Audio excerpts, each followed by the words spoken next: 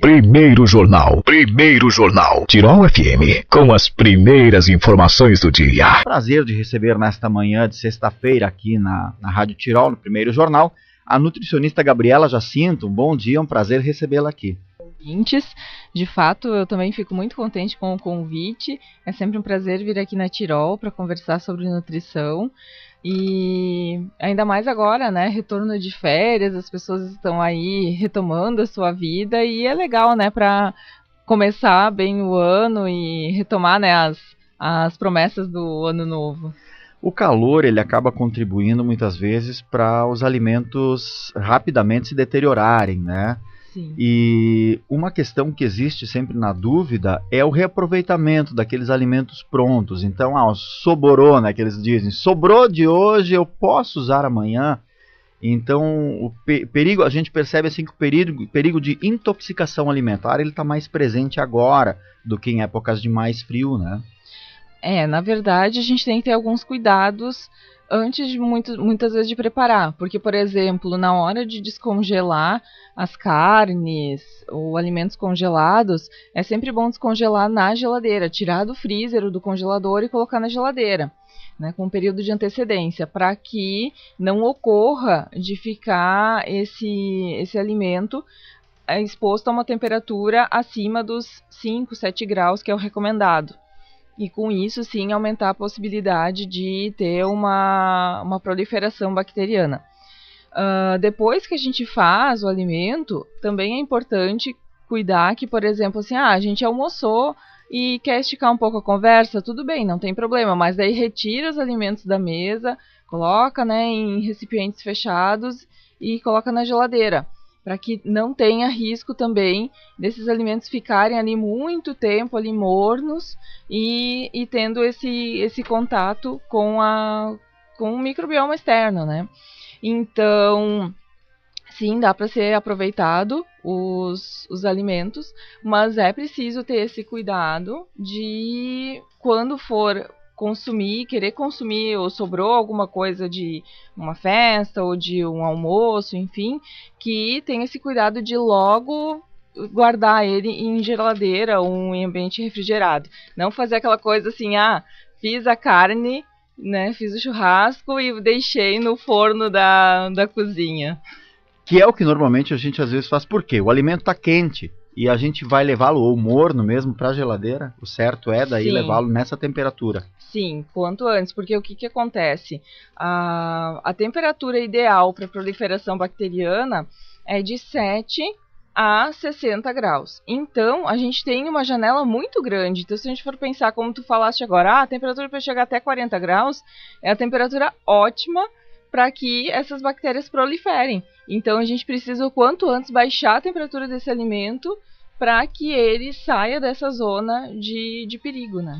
Alguns alimentos que não devem ser reaproveitados, eu sou de uma geração que eu não gosto de botar nada fora, de reaproveitar tudo até o último detalhe, né? Então, a gente às vezes faz um pouquinho mais lá, seja um arroz, seja um feijão, e vai fazendo uso daquilo no dia a dia, né? Até as donas de casa têm o costume de congelar porções de feijão, no caso, para todos os dias então usarem uma porção.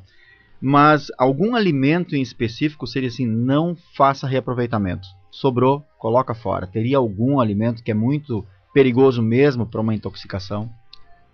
Principalmente essas coisas cruas, né? Por exemplo, assim, vai fazer maionese caseira, usar ovo cru, porque já é um risco usar o ovo cru e tu deixar ali por muito tempo pode ser um risco aumentado.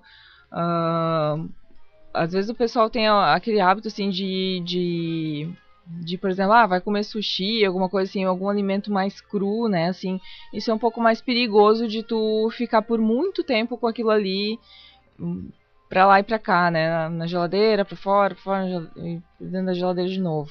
Então, mas no resto, assim, no restante, se tu cuidar essa questão de estar sempre refrigerado, não tem problema nenhum de tu consumir.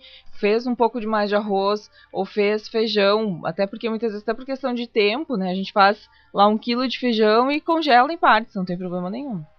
E o cuidado, porque em casa tudo bem, eu posso daqui a pouquinho tomar todos os cuidados e evitar. Agora, alimentação fora de casa. Que tipo de olhar eu tenho que ter sobre aquela comida que está à disposição num buffet, seja ele de um restaurante, de uma festa comunitária, muitas vezes que acontece, e que pode, daqui a pouquinho, eu através do olhar, já ter um certo cuidado para não fazer uso desse alimento. Isso é bem interessante o que tu perguntou, porque muitas vezes as intoxicações de grande volume são fora de casa. Apesar de dentro de casa ser o número 1 dos casos de intoxicação, restaurantes e festas acabam sendo o segundo lugar. Então, uma coisa, por exemplo, assim, saladas, tentar sempre ver se está num balcão refrigerado ou se tem algum recipiente com gelo por baixo, alguma coisa que mantenha essa temperatura mais fria. Nos pratos quentes, se tem um richô, se tem um buffet, alguma coisa que mantenha aquela temperatura também, que é bem importante, né? Ou se, por exemplo, quem trabalha numa empresa que é refeições transportadas, que isso vem em caixas térmicas que realmente comportem a manter aquela temperatura, né? Que comportem manter quente aquele alimento. Até porque ontem surgiu essa conversa, a última festa coletiva que eu estive, uma pessoa que estava nessa festa disse assim: Fabiano, tudo bem depois da festa, para tu e tua esposa que estiveram lá? Eu disse, tudo bem. Ele disse, para mim e para alguns amigos aconteceu de nós, inclusive, termos que buscar o hospital. Nós estávamos com intoxicação alimentar. Aí ele perguntou, você comeu isso? Sim, eu comi. Comeu aquilo? Comi. Pô, mas eu comi a mesma coisa. Como é que para mim deu e para outros deu e para vocês não deu? Acontece isso também de algumas pessoas, mesmo tendo ingerido aquele mesmo alimento que pode ter sido causador, não apresentar sequelas, digamos, não apresentar intoxicação? Às vezes tem a questão de imunidade. Quem tem muitas vezes uma imunidade mais baixa pode ser mais suscetível a ter uma mostra maior dos sintomas do que outros. Uma vez aconteceu comigo com meu marido, que a gente também foi no mesmo restaurante, e eu tive uma intoxicação muito séria, e ele teve, assim, um sintoma, assim, bem passageiro. Então, na verdade, às vezes é da questão de imunidade de cada um. Ou também pode ser que tenha sido uma outra coisa que não tenha sido relativamente daquela festa. Que é alguma coisa que ele e a família dele comeram anteriormente e que pode ter causado isso também. Ah, sim, pode ter sido talvez uma outra alimentação antes que possa ter causado isso. Isso, alguma outra coisa antes, ou até muitas vezes essas viroses, elas estão no próprio ar, então não tem muitas vezes como a gente prever, né? Às vezes a gente passa por uma pessoa que tá se recuperando de uma intoxicação e acaba muitas vezes pegando, né? Agora, se taxa a questão da virose, tem como a gente se prevenir dela? Não, é igual gripe. É igual gripe. Não tem o que fazer, né? A questão é igual a gripe, por exemplo, se tu sabe que alguém tá com virose, cuidar na questão de compartilhamento de talheres, de utensílios, evitar essa coisa assim de ter a higiene básica muito bem feita, mas não tem muito o que fazer em relação. A nossa região aqui, germânica, adora uma salada de maionese, né? Que é a batata com maionese. E hoje a gente percebe que vem sendo utilizado a maionese industrial, não mais feita aquela caseira. E ela, de certa forma, já auxilia na questão de evitar esse processo aí, porque normalmente o ovo, que é o mais causador, o ovo cru, né? Na verdade, o problema da maionese é que a salmonela está na casca do ovo. E quando a gente quebra o ovo, acaba muitas vezes tendo esse contato. Né? Sim, é um pouco mais seguro tu usar a maionese industrial, ou então fazer a maionese caseira só com ovos cozidos, que também é possível. Também tu vai ter o mesmo resultado. E aí já o ovo cozido em si, ele já acaba não tendo mais esse perigo. O cozimento, se tu cozinhar o ovo ao ponto da gema dura, né, que não tenha mais nada de líquido dentro, tu não vai mais ter perigo nenhum. Ah, então vale essa receita, porque em casa a gente ainda vem usando aquele modelo tradicional que a mãe ensinou, que é com ovos crus, né? Sim, não, mas pode fazer também com ovos cozidos. Ovos cozidos, sem problema nenhum, fica igual. Sim, fica. E aí já diminui muito o risco, então, dessa contaminação. Alimentos agora específicos, assim, para, digamos, trazer para o nosso organismo benefícios no verão com calor, são aqueles bem tradicionais, justamente que nem a melancia, que é uma fruta que é praticamente puro líquido, né, mas que acaba hidratando bastante. Então, aproveitar as frutas da estação também. Com certeza, sempre, por várias questões. Em primeiro lugar, porque frutas da estação são as que têm a maior concentração de nutrientes naquele período. Então, assim, se a gente pegar uma melancia que a gente pode talvez pegar de outro lugar que é produzida em julho, ou pegar a nossa que é produzida em dezembro, janeiro, a nossa com certeza vai ter uma concentração muito maior de nutrientes, porque está dentro da época. Então, preferir as frutas de época, melancia, manga, abacaxi, né? E também usar elas muitas vezes de forma congelada para fazer sucos, fazer vitaminas, porque daí também já tem essa questão da refrescância, né? Para ser uma forma de também se hidratar e ter mais nutrientes. Quem faz exercício na rua é legal a questão de se ficar mais que 1 hora se exercitando e ver que está suando muito. Por exemplo, às vezes tem homens que locam 2 horários de campo para jogar bola e acabam com isso suando muito. Então é interessante usarem água de coco para reidratar, não só a questão de água, mas também de eletrólitos que a gente perde, sódio, potássio, né? E nós aqui, gaúchos, adoramos um churrasco. Cuidados com a carne nessa época, porque às vezes a gente tem gaúcho que coloca carne de molho, eu já sou adepto ao sal grosso. Qual é o cuidado também para se evitar? Depois, claro, vai para a brasa, daqui a pouquinho acaba, mas mesmo assim tem que ter um cuidado, né? Sim, a questão que eu falei de se a carne é congelada, tu descongelar ela na geladeira. Se ela não é congelada, se tu pegou ela no açougue e levou para casa, quer deixar de molho, também faz a salmoura que tu quer, o molho que tu quer para deixar ela de molho e põe na geladeira também. Então, para sempre, por mais que tu tá usando sal, enfim, não é garantido que tu vai ter um 100% de prevenção se não estiver dentro da geladeira. Então, coloca na geladeira também. Então tá. E a questão do sal em si, essa é uma questão hoje nós aqui, os médicos sempre dizendo, diminua o consumo, porque a pressão alta vem aí, diminua o consumo, que faz mal para o organismo. Mas sem sabor também a comida não desce, né? Então a gente... algumas dicas assim para a gente poder substituir o sal por outros condimentos, ou daqui a pouquinho, outras formas de deixar a carne ou qualquer outro alimento saboroso. Sim, a gente pode usar muitos temperos para temperar o alimento e sem necessariamente precisar usar tanto sal. O sal, é interessante usar porque também ele é um realçador de sabor. Então, quando tu coloca sal, tu acaba realçando os outros sabores.